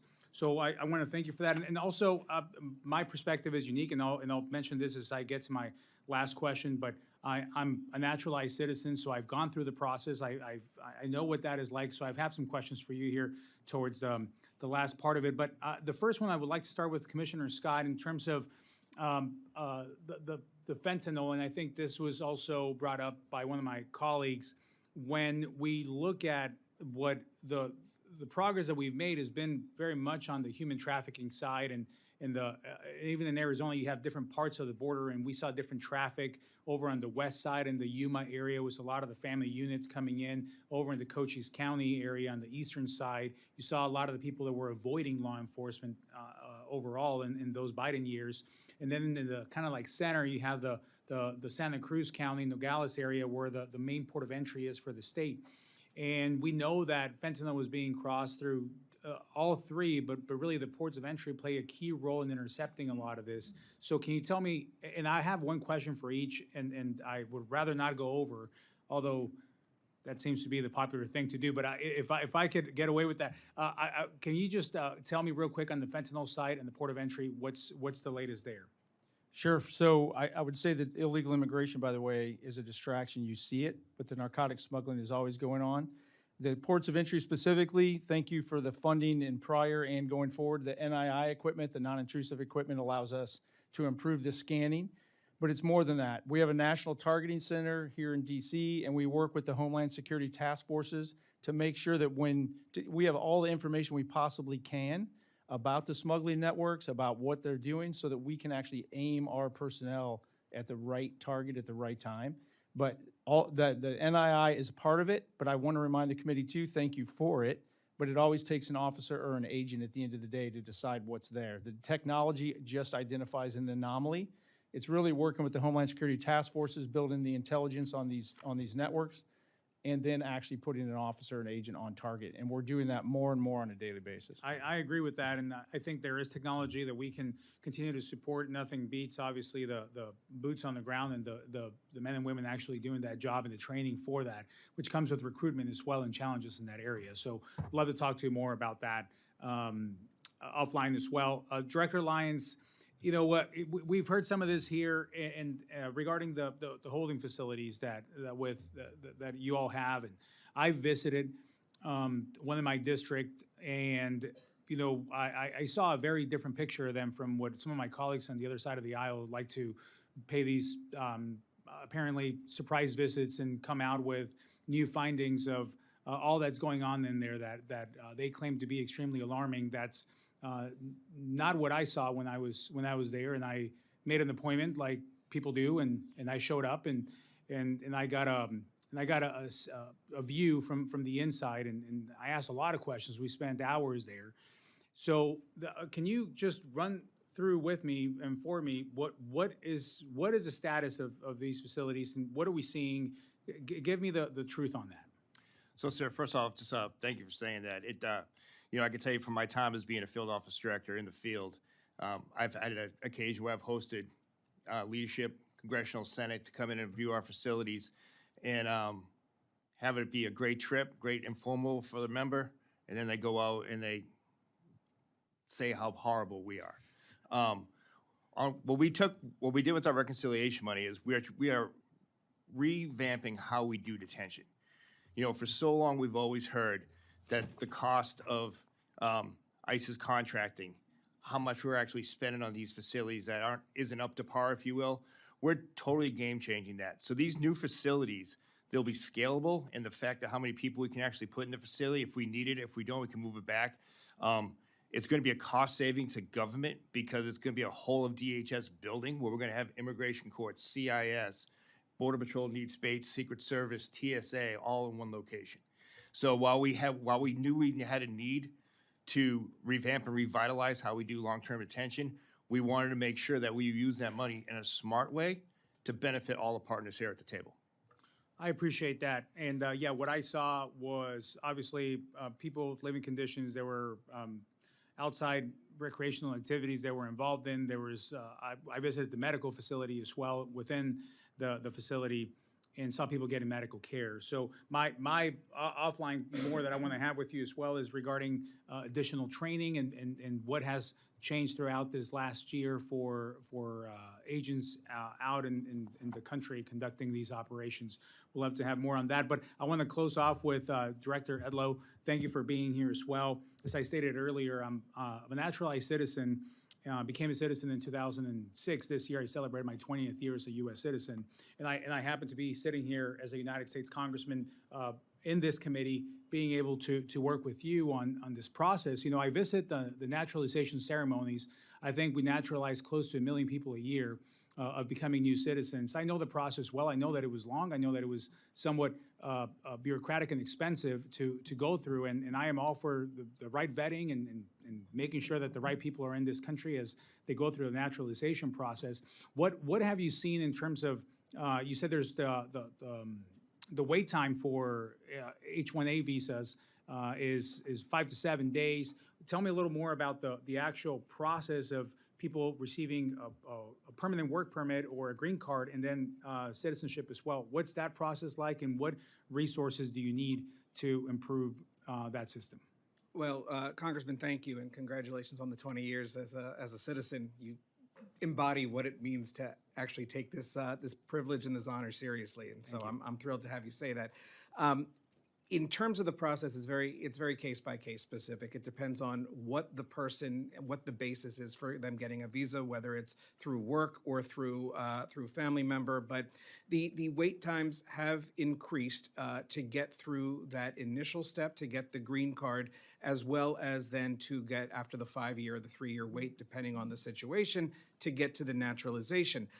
Naturalization times are also up slightly than they were previously, but that is largely because I have gone through the process now and have really determined that the last several years we saw a cheapening, I would say, of the process and of the way that it was administered. The way that the good moral character questions were asked or truncated into one question is not acceptable. We've had to reestablish and reteach our adjudicators what good moral character is, what attachment to the Constitution is, what was Congress looking for in naturalization, and that's what we're getting to right now. So yes, times have increased, but I think we are making sure that the people that are being naturalized are in fact the ones who understand, who appreciate, and who are eligible for the privilege of citizenship based on what Congress has intended. Thank you. Last thing I'll say, Mr. Chairman, is in Arizona about 10 years ago now, we passed a law that requires high school students to pass the same citizenship test that U.S. citizens have to pass in order to graduate high school. And at that time that we did that, not a lot could pass that test. But naturalized citizens, we studied for that test, we passed that test, and now high school students, at least in Arizona, and many other states since then, has that test as well. So thank you for that, Mr. Chairman. I yield back the time that I don't have. Ms. Henson, the floor is yours. Thank you, Mr. Chairman, and to my colleague, I'm sure members of Congress probably need to review some of us on that test as well. To our witnesses, thank you so much for being here. You all are leading the front lines in keeping our country safe, and I know that it's been a tumultuous time for you, and I'd echo what my colleague, Mr. Guest, said about, you know, it's a pity that we're in this pickle and that Congress has put you in this pickle, but thank you for standing the line and continuing this good work and reforming a lot of these antiquated processes that need a new look and need a new look to keep our country safe. Director Edlow, I want to start with you. Thank you for your testimony, and I'm interested in your work combating fraud across the system. You talked a little bit about making sure we're making sure the right people are becoming citizens, but making sure we're holding people accountable when they're perpetuating fraud here in the United States is critical. And just last week, USCIS arrested a man from South Korea that had been living in California, misuse of visas, medical fraud, more fraud with green card applications. Fraud does nothing but waste those taxpayer dollars that are so precious, and we need to make sure that people who are applying for legal status the right way get that process, but it's just such a slap in the face to those who are taking advantage of the system. So can you talk about the importance of full funding for fraud prevention specifically and the detection account underneath your agency and the progress you've made in combating that fraud? Well, thank you, Congresswoman. And no, I appreciate what you're saying. We are working very, very hard to look at every visa category that we administer to determine what changes need to be done to really clamp down on the entitlement fraud, on the visa fraud. And that's why, to the point that I raised earlier with Mr. Cuellar, why it is so critical that we have a small, dedicated group of criminal investigators in our ranks to dig into that in a different way and to bring those cases to the U.S. Attorney's Office so that people realize that it's not a free pass. There is no entitlement. And you're right, it does waste public benefits, but it also, it's a drain on taxpayers all around. In terms of the monies that we are using right now for it, the fees that we take in, we are fairly fully funded when it comes to our immigration examination fee account and our fraud accounts for the purpose of conducting fraud. All of that has been considered as part of our yearly budget that we do. As you know, we don't get a yearly appropriation, so our carryover has to include that, and we are in a very good spot for that. But what I would say, Congresswoman, is we can't look at the immigration system as being in a vacuum. So the work that I do at USCIS and that our agents and officers do at USCIS directly is impacted by and impacts the work that Mr. Lyons' officers and agents do and Commissioner Scott's. We need the full immigration apparatus to be funded and working in order to fully address the fraud, the entitlement fraud, the immigration visa fraud that we are seeing here. And yes, we are making loads of progress. And I would say the relationship, I've been in immigration for a long time, the relationships that we have right now developed between the three agencies that you see before you is the best relationship, the best working relationship that these agencies have had in my opinion, since the founding of the department. Yeah, and you have to be working in tandem. It's very, very clear. And I think about, and ICE being able to do its job as well in concert with what you're doing, Director Edlow. And Director Lyons, I want to thank you for your leadership. I followed the website, The Worst of the Worst, right? And some of those people in Iowa, it's mortifying to me that those people are allowed to fester in our communities. So we need to make sure you have the resources to be able to get these bad people out of our country and hold them accountable. And I wanted to focus on some of the on-the-ground investigations through HSI. Specifically, I see that HSI has dismantled 350 major criminal organizations, which is incredible. The target was, I think, 131, so it just blew that out of the water. And undoubtedly, that keeps Americans safer than ever before, as we know that those dangerous cartels were pouring drugs into our communities, trafficking women and children, and posing both physical and, of course, cyber threats as well. So I'm focused on a lot of these things, especially tackling them related to the Chinese Communist Party, and knowing the work that HSI has done to fight against the fentanyl trade and other illicit drugs. Can you talk to the threat landscape a little bit and how bad actors like the CCP and others are involved here? Yes, ma'am. Well, thank you for the support for Homeland Security investigations. And unfortunately, the great work of the special agents and the men and women of HSI gets overlooked, unfortunately, because of that stigma of being a part of immigration and customs enforcement. But they play a huge portion in that, especially in the customs portion. What we've found is that it's key for HSI to have the ability to work international. And that is with our partnership, again, as I spoke earlier about in the Indo-Pacific region, that is key right now. The CCP is a huge threat, as well as their transnational criminal organizations that have come over here to just wreak havoc. I'll give you an example. HSI actually broke the largest gift card fraud case ever, and it was from transnational gangs within the CCP that were sending that money back to military units in China. And that all came from gift card fraud here in the United States. So we're literally funding our own adversaries Yes. through that fraud. Yes. Yeah. And it was unfortunately military-aged Chinese males that entered under the last administration through the porous border that were able to go. And it's something as simple as gift card fraud. We're just supplying small amounts, whether it be $20, $15, back to the People's Republic of China. And that was huge. And that's all coming from people who can afford it the least, right? I've talked to some of these people who've been victims of fraud, and it is incredible what these transnational organizations are doing to take advantage of our most vulnerable, many of them senior citizens in places like Iowa, who are taken advantage of. Commissioner Scott, with the time I have left, because I know I'm running out here and they've called votes, we're really in a unique position here on the committee to really help with those historic investments already made in the Working Families Tax Cut with the agency, and we all want to make sure that those are executed as efficiently as possible. So can you talk about CBP's current status of obligating the funds that you received through reconciliation and how regular order in the CBP operations can keep the agency running without delay? Sir, so we're having a tremendous success in rolling out and obligating the funds out of the big, beautiful bill. I'd be glad to get with you offline and give you a line by line.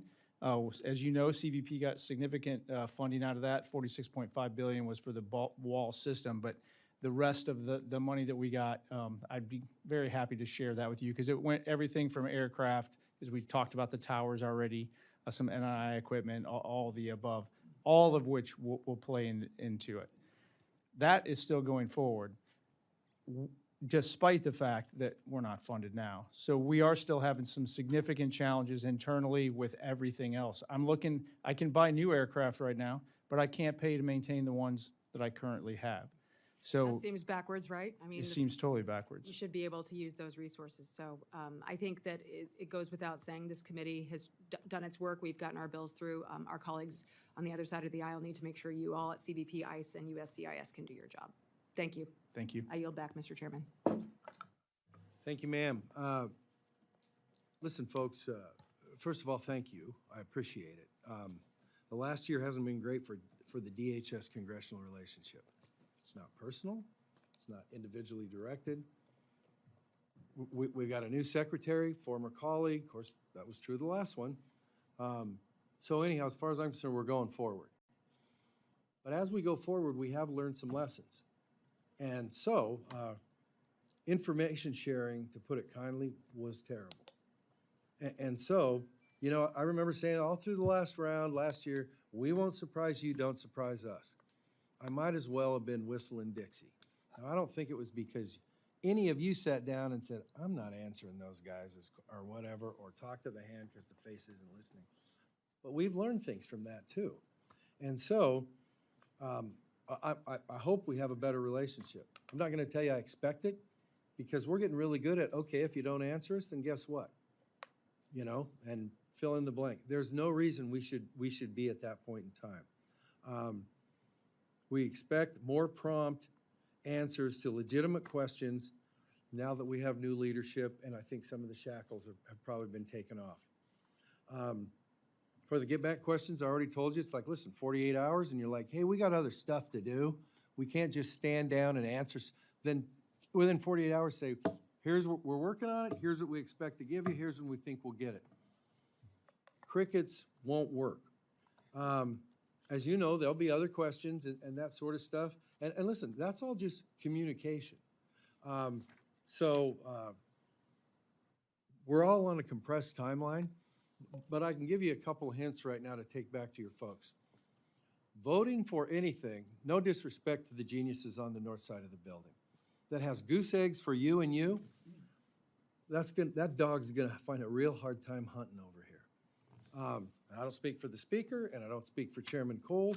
I'm just telling you that everybody learns from their stuff. Leaving somebody behind on the battlefield, and you guys were left, we're sorry. We passed your bill. We passed it off the floor. Job isn't done. Nobody say, you know, hang up that banner, mission accomplished. But nonetheless, when the OMB says, tell Congress to pull their head out, it's like, you know what I'd say if I wasn't trying to imitate a mature young adult. So, having said that, and it's like, okay, reconciliation's the answer. Right now, we're supposed to pass this bill out of the full committee on June 10th. You want to solve a lot of problems? Send this message back to your advisors down the street. A House Homeland bill, which will be passed on a partisan basis, most likely, or a mildly bipartisan basis, is supposed to be done by June 10th. But you know what that has? That has all the traditional stuff. It doesn't have any zeros for anybody in it. It's got, that thing that maybe the Congress does once in a while, which is called oversight. And it's not like we've broke anybody's legs doing oversight lately. That might be something that somebody ought to consider. Because I can tell you that a reconciliation bill, just here, we're plugging in different numbers like 2 years ago or last year, whenever it was. We've learned a few things in that. And quite frankly, the track record, maybe not at your levels, but above your level on responding to that has been non-robust. How's that for as nice as, see, that makes you not feel too bad about saying, I'm still glad to see you go, but you can go a little slower now. So anyhow, thank you folks very much. Please pass that on. We're off to the races, but you're going with us. You know that we won't surprise you thing, so when we say, hey, we want answers from you, we are going to be discussing with you and Secretary Mullen, okay, what about this? How about that? How do we fix the deal? I think you've already fixed some of them. You just need somebody to stand up for your fixes. And, you know, like, hey, how do we identify people? Well, if there's a better mousetrap for how to identify agent XYZ by number or whatever, then we're happy to look at that. So anyhow, thanks again. I know you've had enough fun for a day. Congratulations and enjoy the rest of your day.